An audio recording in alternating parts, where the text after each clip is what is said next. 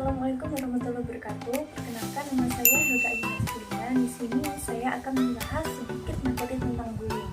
Nah, pertama yang akan saya bahas adalah tentang pengertian bullying.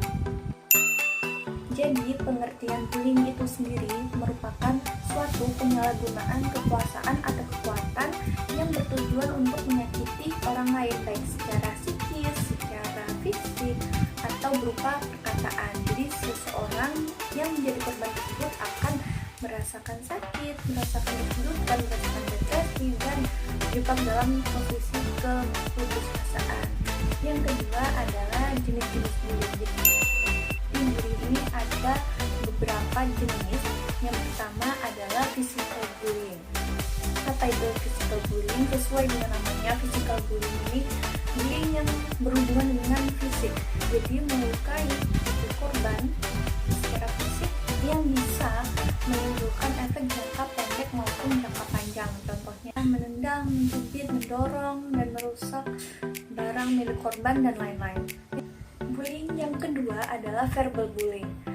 Adalah perundungan dengan cara mengintimidasi dengan kata-kata baik secara tertulis ataupun secara terucap. Misalnya memanggil dengan nama yang tidak pantas, mengejek, menghina, hingga mengancam korban. Yang ketiga adalah social bullying. Social bullying ini adalah bullying yang dilakukan secara berkelompok. Contohnya tawa dengan maksud untuk mengejek, bahasa tubuh yang dimaksudkan untuk merendahkan dan menghina korban, dan lain sebagainya. Nah, yang keempat ada yang namanya cyberbullying. Cyberbullying sendiri merupakan perundungan yang dilakukan di media sosial. Pelaku mengintimidasi menggunakan teknologi digital. Contohnya mengunggah gambar atau video yang tidak pantas, menyebarkan musik online, menggunakan informasi orang lain di media sosial, dan lain sebagainya. Nah, cyberbullying itu sendiri merupakan salah satu contoh dari tindakan bullying yang saat ini sedang marak terjadi. Selain cyberbullying, social bullying, physical bullying, verbal bullying, ada juga yang namanya sexual bullying. Dikutip dari Very Well Family, perundungan seksual atau bentuk bullying yang terjadi ketika seseorang atau kelompok melecehkan yang lainnya melalui komentar atau tindakan secara seksual, dan dapat terjadi melalui online ataupun langsung. Intimidasi seksual ini sendiri termasuk seperti pemanggilan nama seksual atau catcalling, gerakan Twitter, dan lain sebagainya. Berikutnya adalah faktor-faktor terjadinya bullying. Menurut beberapa penelitian, kebanyakan bullying disebabkan oleh mentalitas yang dibangun oleh sebuah lingkungan.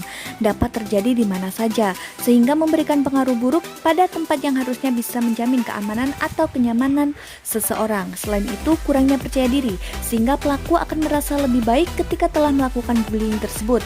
Yang kedua, kurangnya empati. Yang ketiga, mencari perhatian. Pelaku merasa hebat dengan menindas seseorang dan mendapatkan atensi dari banyak orang, yang sebenarnya bisa menjadi salah satu gangguan mental yang dia idap. Contohnya adalah gangguan narsistik akut. Apa itu artinya? Narsistik akut adalah ketika seseorang ingin selalu dipandang menjadi yang terhebat. Dan terakhir adalah lingkungan. Nah, yang selanjutnya akan kita bahas adalah dampak dari bullying.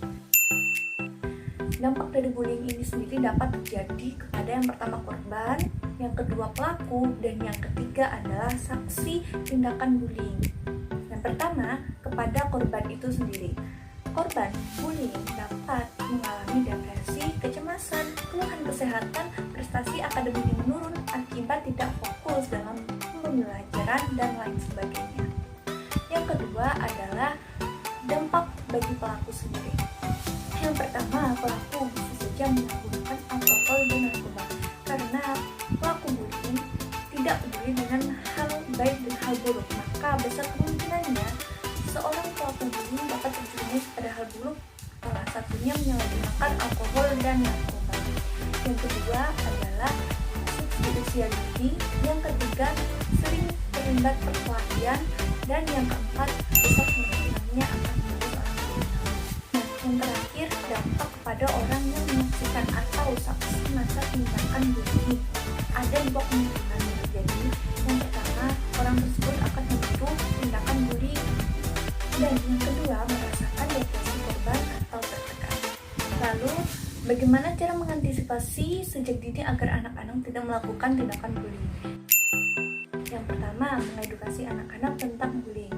Yang kedua, menanamkan prinsip bahwa bullying itu adalah tindakan yang tidak dibenarkan sama sekali. Yang ketiga, menjalin komunikasi terbuka dengan anak. Ketika orang tua sering mengedukasi anak-anak tentang bullying, maka mereka akan terbuka juga soal bullying kepada orang tua.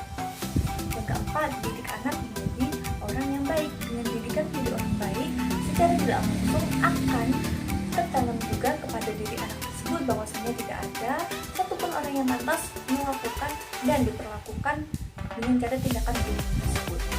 Dan diharapkan anak tersebut dapat menolong orang terdekat yang menerima perlakuan bullying. Yang kelima, selalu menanamkan kepercayaan diri kepada anak. Dan yang terakhir adalah selalu membuat anak merasa aman dan nyaman atau selalu ada untuk anak. Yang berikutnya adalah cara untuk menyemangati korban bullying itu. Salah satunya dengan cara fokus mengajarkan anak atau teman kita untuk mencintai diri sendiri dan melihat sisi positif dari diri mereka. Nah, seperti kutipan dari Andres Iniesta, "People like you, people don't, but in the end you just have to be yourself." Berikutnya adalah cara yang bisa kita lakukan apabila kita sedang di posisi sebagai korban bullying adalah yang pertama, berlatih menunjukkan sikap percaya diri. Yang kedua, mencintai diri sendiri. Ketahuilah diri kita masing-masing memiliki kelebihan yang belum tentu orang lain miliki. Yang ketiga, hindari konfrontasi fisik. Lalu kita bisa juga bercerita kepada orang yang bisa dipercaya. Yang kelima, menyibukkan diri dengan hal yang bermanfaat seperti mengembangkan bakat kita.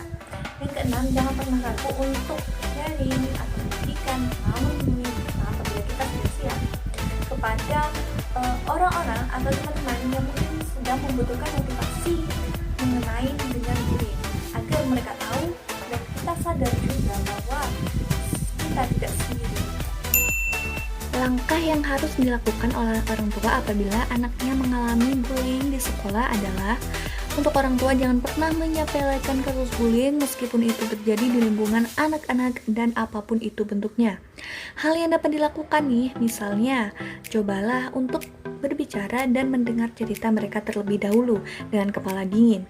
Jadilah pendengar yang baik, jangan mencoba memecahkan masalah, saat itu juga seperti mengkonfrontasi pelaku. Jadi secara otomatis orang tua tidak terkesan ikut campur urusan anak. Orang tua harus menjadi pendukung moral terbaik bagi anak, karena itu yang paling dibutuhkan oleh anak-anak. Jangan pernah meremehkan soal bullying. Seberapapun umur anak, bullying tidak seharusnya dilakukan dan diterima oleh siapapun. Selalu yakinkan anak bahwa orang tua akan selalu mendukung dan mempercayai mereka sehingga mereka tidak merasa sendiri dan melakukan hal yang berakibat fatal. Orang tua dapat meminta bantuan kepada lembaga terkait atau guru mengenai kasus ini. Bicara soal bullying, berikut ini adalah data negara dengan tingkat bullying tertinggi dilansir dari QZ.com. Nah, itu saja materi yang dapat saya sampaikan kali ini mengenai bullying. Semoga kita dapat mencegah dan meminimalisir tingkat bullying dan kasus-kasus bullying yang terjadi minimal di lingkungan sekitar kita.